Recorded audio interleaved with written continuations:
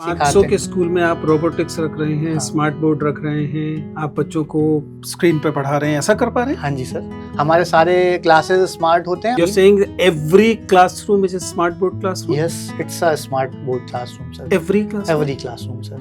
हमारी लिमिटेशन है कि हम लोग, हमारा जैसे विजन है कि हम 10,000 स्कूल्स खोलेंगे, तो बट इंडिया को तो लाखों स्कूल्स चाहिए, तो क्यों ना हम सेम मॉडल दूसरों को सिखाएं कि आप एक अच्छा स्कूल कैसे चलाओगे। आपने एक ऐसा एआई मॉडल तैयार किया है जो शिक्षक को तैयारी के लिए, मूल्यांकन के लिए, एक्चुअल क्लासरूम टीचिंग के लिए जिन रिसोर्सेज की जरूरत पड़ती है उन रिसोर्सेज को ऑन द स्पॉट या तो जनरेट कर देता है या उसके पास इतना डेटाबेस है कि वो उसके सामने ला देता है। सर, दो विंग्स हैं। 90% ऑफ जो पूल है वो ये कहता है कि एआई टीचर्स को रिप्लेस कर देगा। हम बहुत स्ट्रांगली ये एडवोकेट करते हैं कि teachers are the real heroes of the classroom.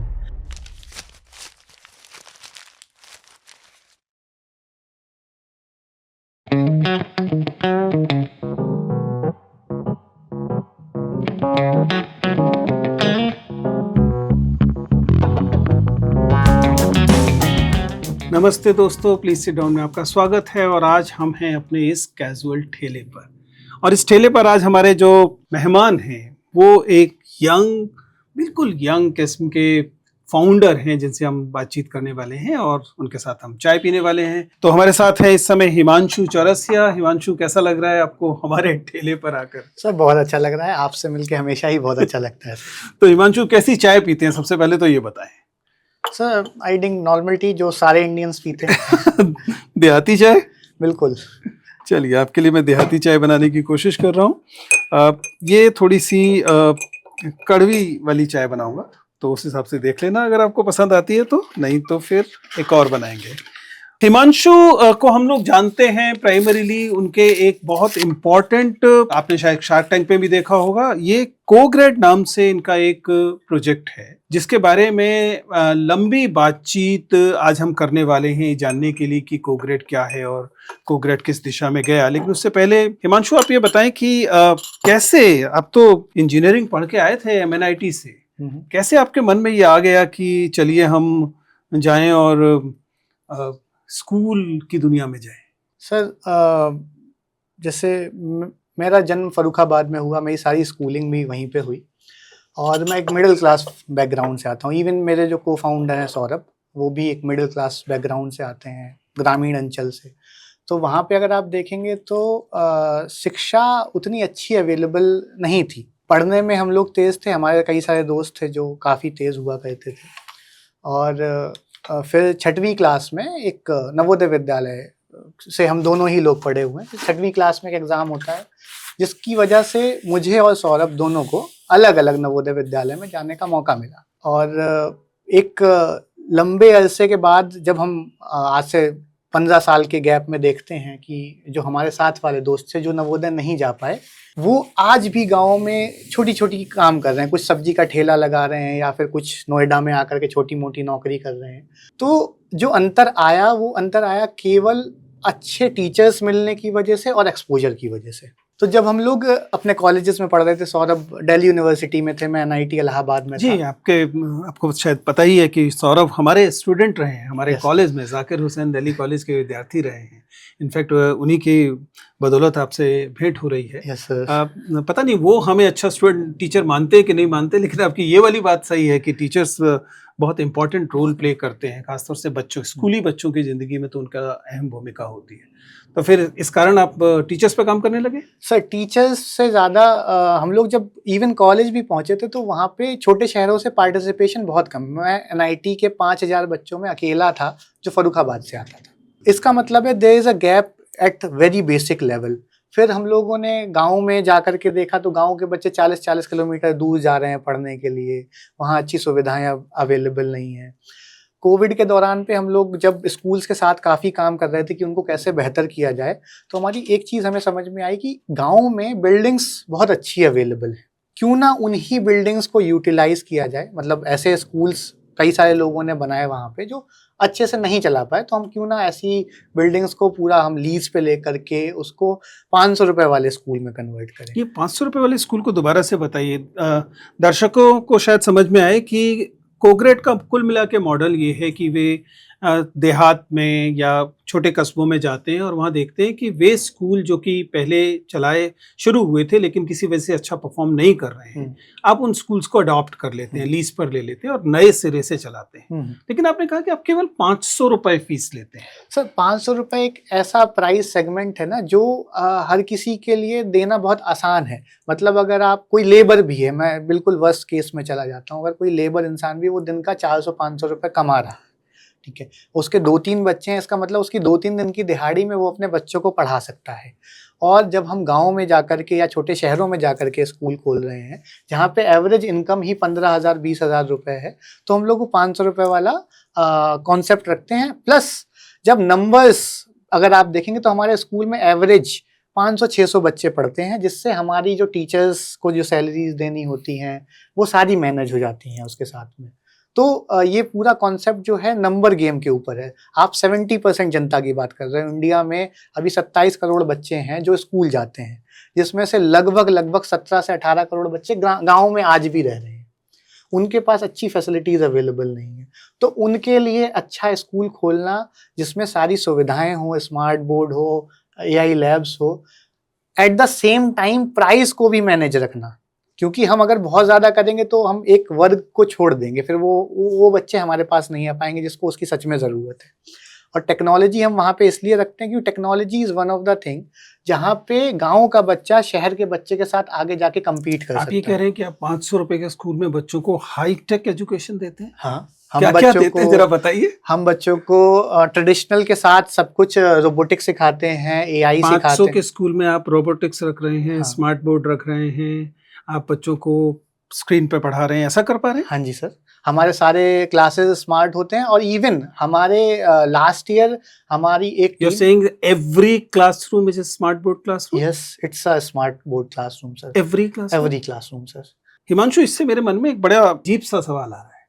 अगर 500 रुपए में ये स्मार्ट क्लासरूम वाला अच्छे टीचर्स वाला स्कूल देना संभव है, तो ये जो बड़े शहरों में और दूसरे मध्यवर्गीय शहरों में, जो मध्यम दर्जे के शहर हैं, उसमें ये जो हजारों रुपए फीस लेके चलने वाले स्कूल है, इसका मतलब वो कितना कमा रहे हैं? सर मैं उस पर बहुत ज्यादा कमेंट नहीं करूंगा, अदरवाइज कमेंट सेक्शन में बाढ़ आ जाएगी। They are different models.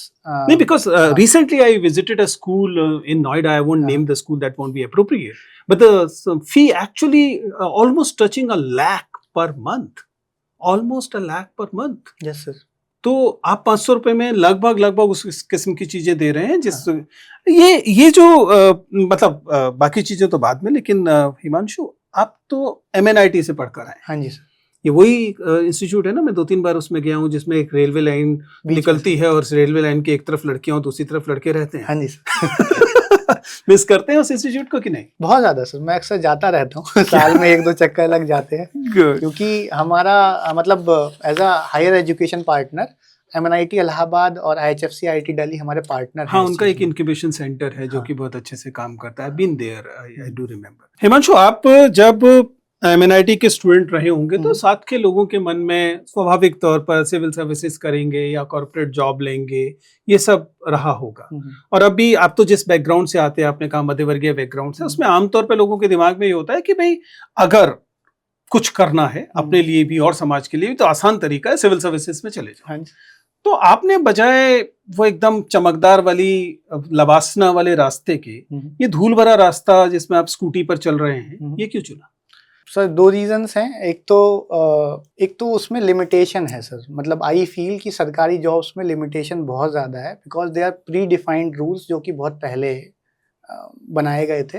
और जितनी तेज़ी से वी आर प्रोग्रेसिंग, आपको थोड़े फ्री हैंड चीज़ें मिलनी चाहिए, यहाँ पे आप एक्सपेरिमेंट कर सकें, जहाँ पे आप नई चीज़ें ट्राई करें और इनोवेटिव सोशल कॉन्सेप्ट्स ला सकें। तो वहाँ पे एक तो वो था, और फिर वो सर मेरे को उतना एक्साइटिंग नहीं लगा कभी भी सिविल सर्विसेज वाला। हालांकि जो मेरे बैचमेट्स हैं जो शुरुआत में इसके टीम में भी रहे हमारे साथ, उन लोगों ने परस्यू किया and they are doing very well. It is on like personal note कि वो कभी फील्ड अपन को एक्साइटिंग नहीं लगी, लेकिन मेरा मानना ये है कि entrepreneurship is one of the very exciting domain. तो जिनको भी चैलेंजेस के साथ मजा आता है, so we are very creative people, हमको मजा आता है कि अच्छा कुछ, जब अगर आपका दिन बहुत अच्छा सा जा रहा है तो आपको लगता है कि कुछ तो गड़बड़ हो गई है कहीं पे। So we love thrill, so that's why we choose this की एंटरप्रेन्योरियल जर्नी चुननी है। हालांकि अगर आप, जो आपने बताया कि मध्यवर्गीय लोगों को इवन आज भी हमको कई सारे जो पेरेंट्स तो सोचते होंगे कि इतनी मेहनत तो वहां कर लेते। हाँ, वो शुरुआत में तो उनको समझ में भी नहीं आता था कि मैं, मतलब शार्क टैंक के आने तक उनको बिल्कुल नहीं पता था कि हम लोग क्या करने की कोशिश कर रहे हैं। तो दे वर लाइक कि स्कूल ठेके पे लेके चलाते हैं, ठीक है ना, ये कुछ स्कूल्स में जाके कर देते हैं, क्योंकि उनकी भी उतनी एजुकेशन नहीं है। और प्लस छोटे शहरों में रिस्क टेकिंग एपेटाइट जो होता है वो बहुत कम होता है। वो बहुत ट्रेडिशनल उनका था कि अच्छा तू NIT से किया तो कोई सॉफ्टवेयर वाली लाइन में चला जा, अच्छा ये नहीं करना है तो कुछ और गवर्नमेंट जॉब्स ट्राई कर लो। तो उसमें शुरुआत से कभी इंटरेस्ट नहीं रहा, इसलिए एंटरप्रेन्योरशिप में आए, फिर मज़ा आता गया। और ऐसे आशीर्वाद भी रहा टीचर्स का और भगवान का कि हम लोगों को सक्सेस मिली इस चीज़ में। तो नाउ अब हम देख पाते हैं कि जो कॉलेज में कल्चर काफ़ी अच्छा हुआ है। इवन हमारे जो आसपास के मोहल्ले में कई सारे लोग मोटिवेट हुए, हमारे रिलेटिव्स में कई सारे लोग हमसे पूछते हैं कि अच्छा स्टार्टअप कैसे किया जाता है। So now it has become a very common word कि छोटे शहरों से लोग निकल के आए। और हिमांशु, एक चीज मैं जानना चाहता हूँ, आपने उन स्कूल्स को जो कि डिफंक्ट थे, उन स्कूल्स को क्वालिटी एजुकेशन बनाने के लिहाज से ऐसी जगहों पर जहां पर और विकल्प नहीं है वहां शुरू किया है।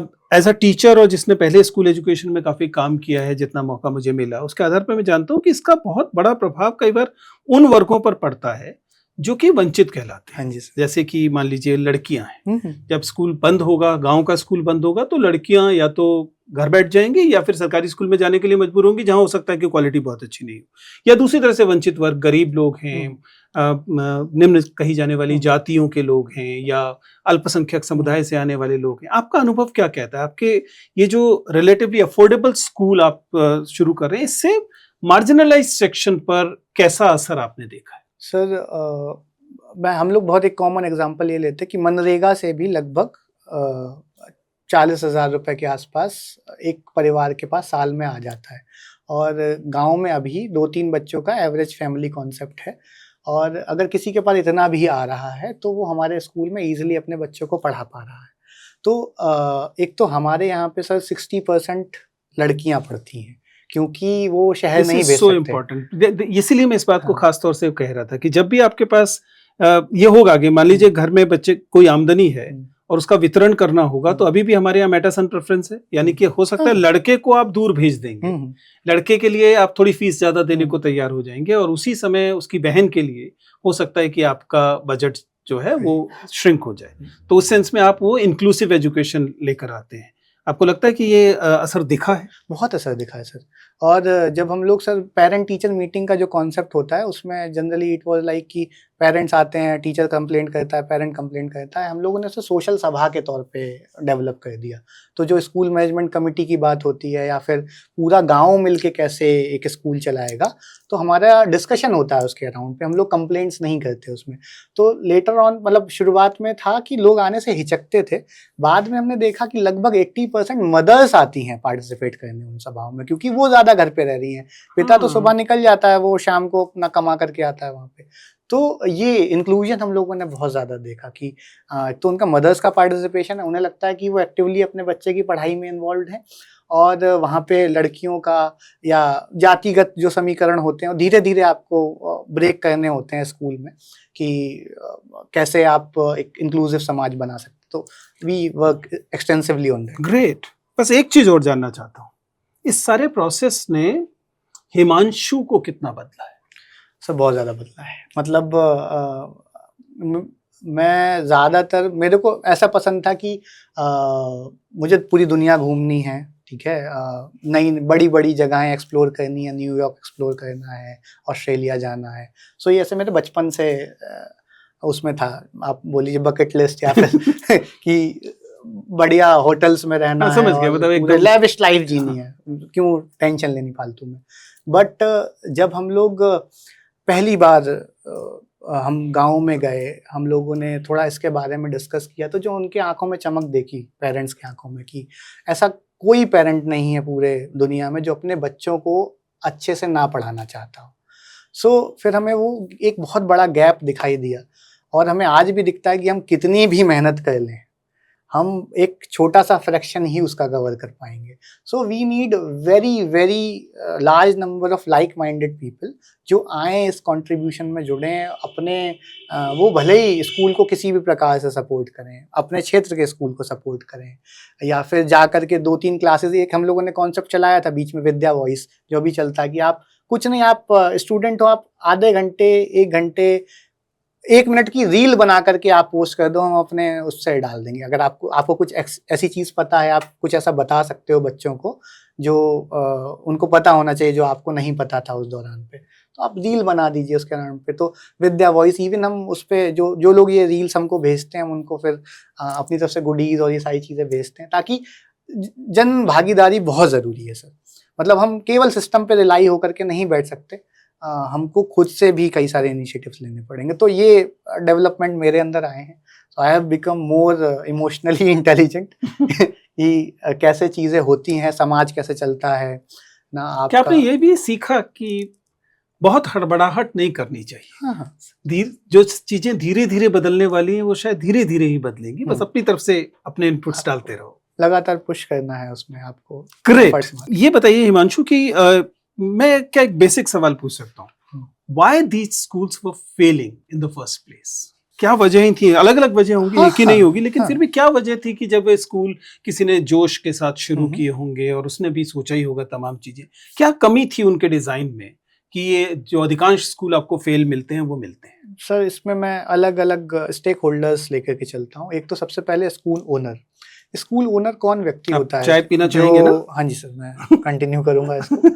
तो दीजिए please. School owner sir generally एक सक्सेसफुल व्यक्ति होता है, इधर कोई कॉन्ट्रैक्टर होगा, डॉक्टर होगा, जिसने अपनी लाइफ में बहुत अच्छा किया और वो गांव से आता है, वो गांव को पे बैक करना चाहता है। तो अक्सर लोग अपने पिता के नाम पे, माता के नाम पे, दादा दादी के नाम पे स्कूल खोलते हैं। और क्योंकि मैं डॉक्टर हूँ, सपोज मैं डॉक्टर हूँ, तो I am not an expert of running a school.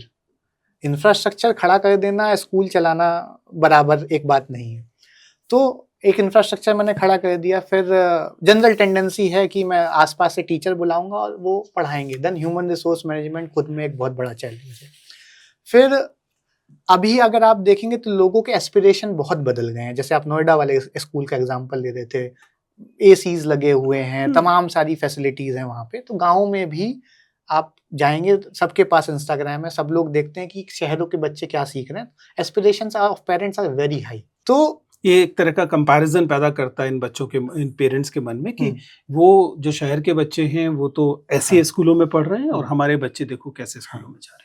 अब सर होता क्या है कि जब वो owner is not an expert, तो वो चला नहीं पाते हैं उस स्कूल को सही से। कोई कितना ही इन्वेस्ट करेगा, school is a like very bulky game अगर आप फाइनेंशियली देखेंगे उसको।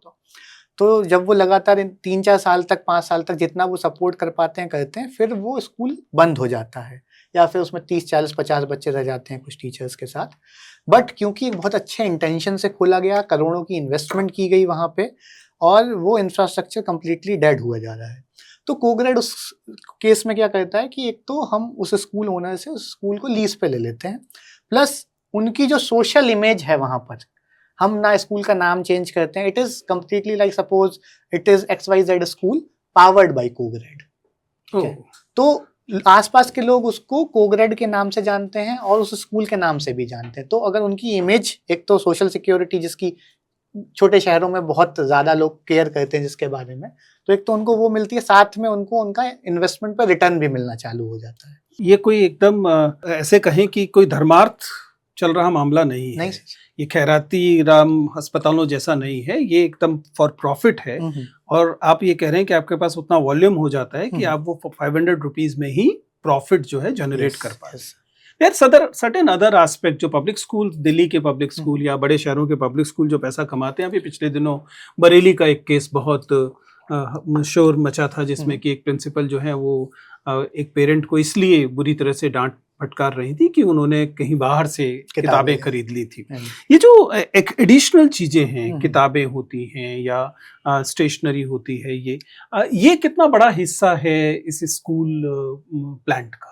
सर सपोज अगर मैं थोड़ा लालच के साथ स्कूल रन कर रहा हूँ, then I can manage up to like 30-40% of my total revenue from this stationery, books and everything. Right. ठीक है।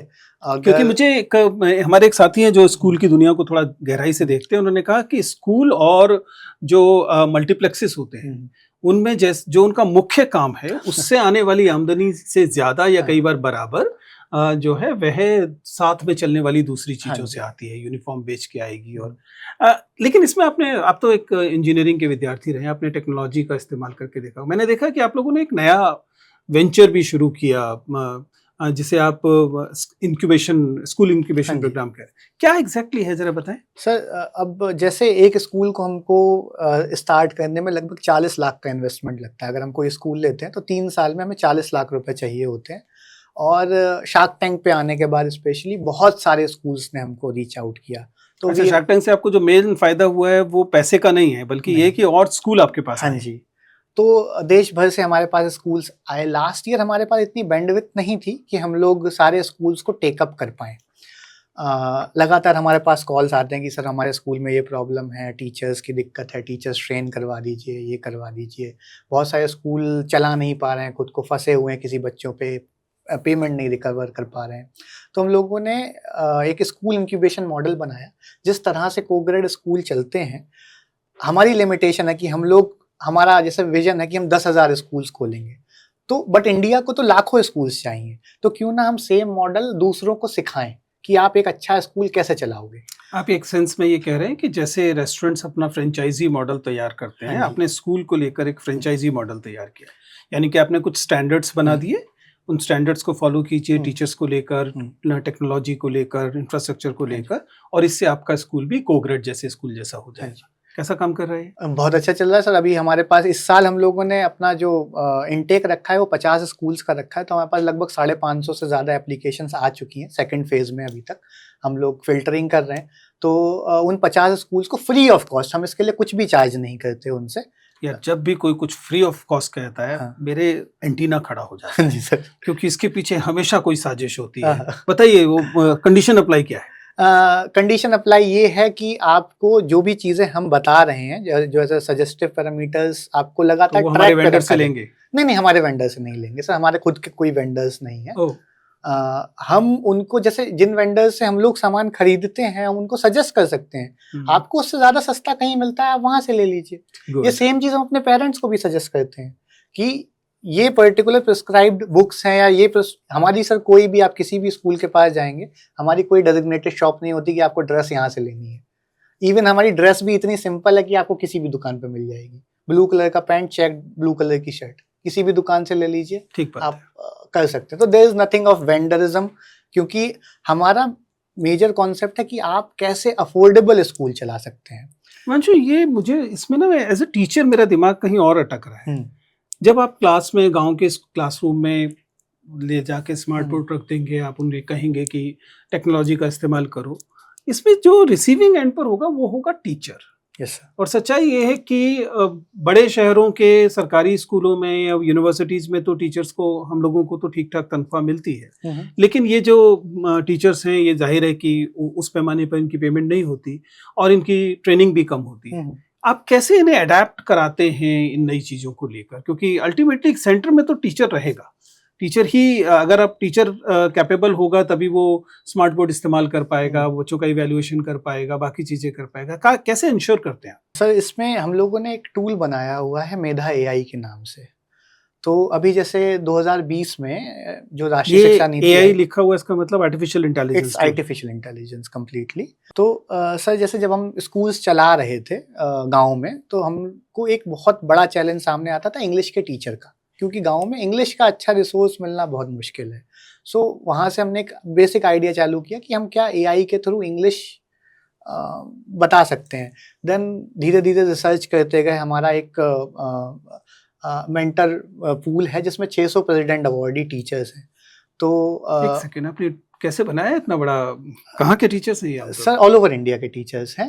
1998 से अभी तक 2026 तक जिन जिनको भी प्रेसिडेंट अवार्ड मिला है, तो इट्स अ पूरा फोरम हम लोगों ने क्रिएट किया। तो रमेश बडोनी सर हैं, वो उसको very strong community, very strong community sir. तो उन्होंने सजेस्ट किया कि जो एनईपी और एनसीएफ आ रहा है, it's very difficult for a general teacher, क्योंकि उसकी जो पढ़ाई हुई है वो तो पुरानी पद्धति के हिसाब से हुई है।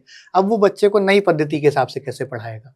तो हम लोगों ने वहाँ पे एक पूरा कंसेप्चुलाइज किया मेधा एआई। मेधा एआई जैसे आप देखिए, मैं अगर इंजीनियर हूँ, मेरे पास सॉफ्टवेयर इंजीनियर, तो मेरे पास कर्सर है, क्लाउड कोड है, मैं कोड कर सकता हूँ। मैं डॉक्टर हूँ, मेरे पास मशीनरी है, मैं सॉफ्टवेयर यूज करके अपने आप काम को बेहतर कर सकता हूँ।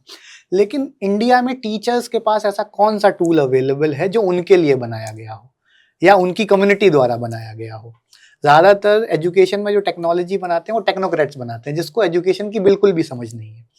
तो जब इन टीचर्स ने, और जैसे विक्रम जोशी सर हैं, वो हमारे बोर्ड मेंबर हैं, he is joint commissioner of Navodaya Vidyalaya से रिटायर हुए, 38 ईयर्स का उनको एक्सपीरियंस है।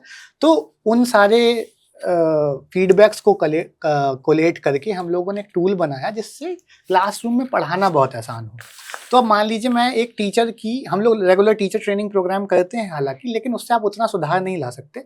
लेकिन हमारे सारे टीचर्स, मतलब इंडिया के teachers are very very hard working और बहुत capable. I want you to repeat this because otherwise हम लोग हमेशा सुनते रहते हैं कि टीचर कुछ काम नहीं करते हैं। नहीं सर, बहुत ज्यादा, मतलब हम इतना ज्यादा, अभी तक हम लोग लगभग 25 से 30 हजार टीचर्स के साथ काम किए होंगे।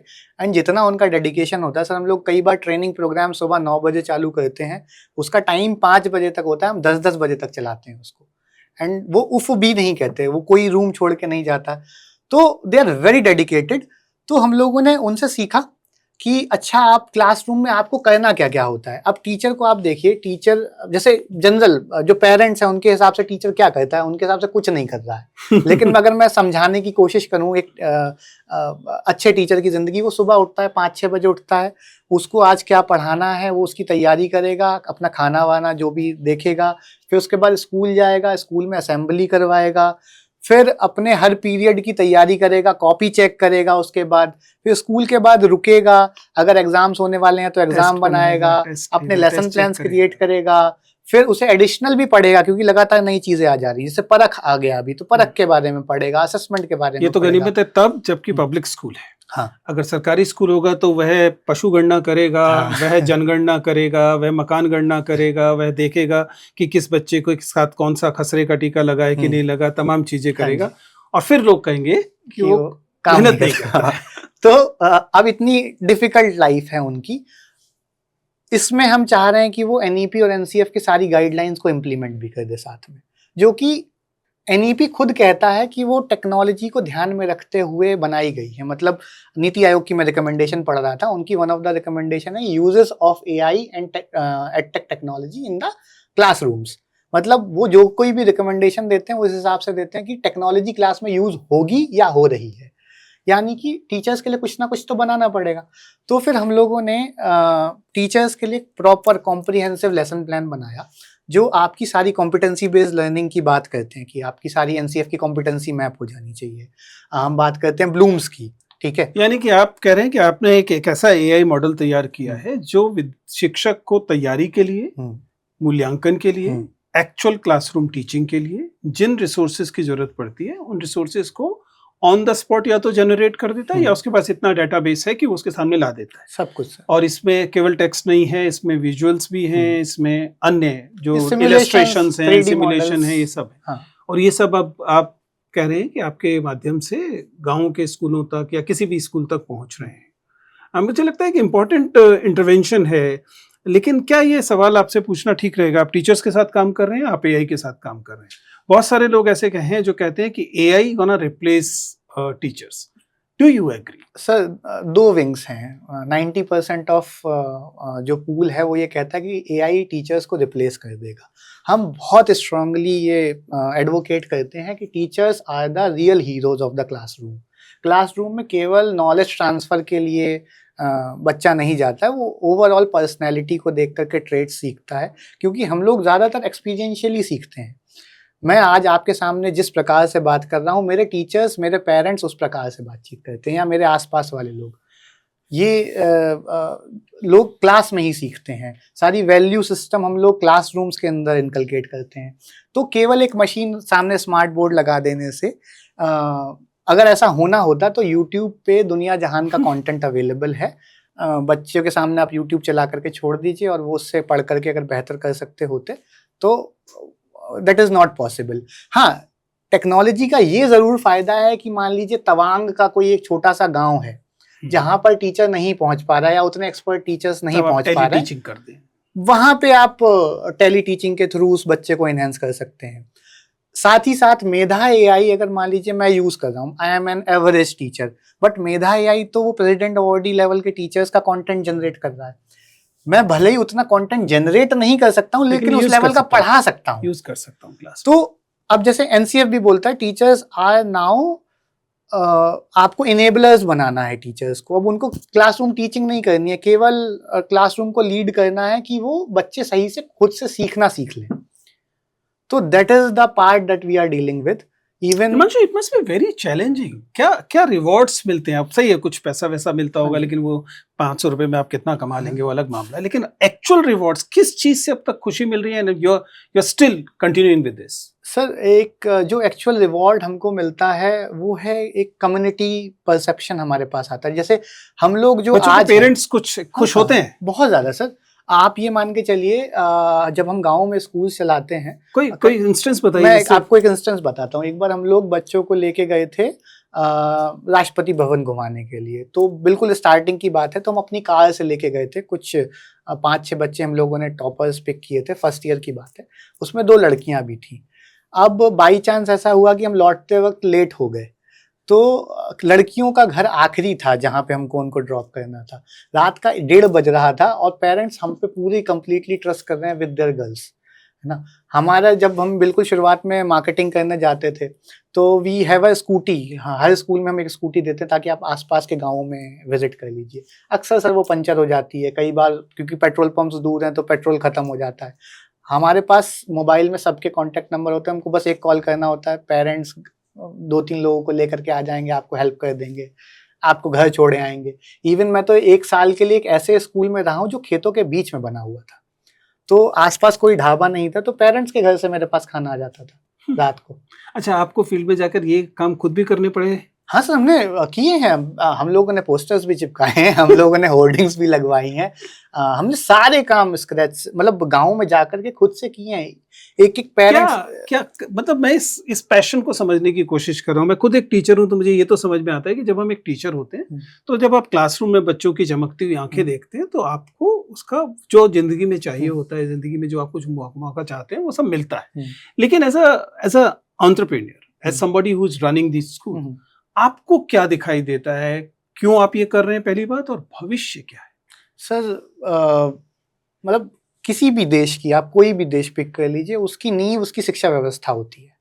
और अगर जो हम डिस्क्रिमिनेशन या गैप्स की बात करते हैं, मतलब जिन क्षेत्रों से हम आते हैं वो काफ़ी पिछड़े थे, अभी भी पिछड़े हैं, उनको मेन स्ट्रीम में आना बहुत ज़रूरी है। अदरवाइज काफ़ी दिक्कतों का सामना पूरे देश को करना पड़ सकता है, उसको भुगतान करना पड़ेगा।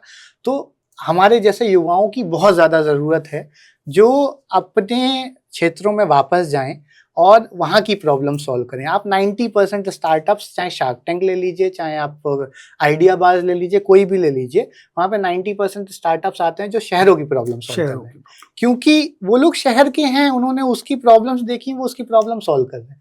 Now the time has come कि जहाँ पे गाँव के लोग निकल के आए, छोटे शहरों के लोग निकल के आए, पार्टिसिपेट करें मेन स्ट्रीम में और अपनी प्रॉब्लम सॉल्व करें, तभी हम अच्छा आगे जा पाएंगे। और सर, आई स्ट्रांगली बिलीव कि India is going to lead the world in 20 years, 30 years, whatsoever the time it is going to take, because we have a huge potential.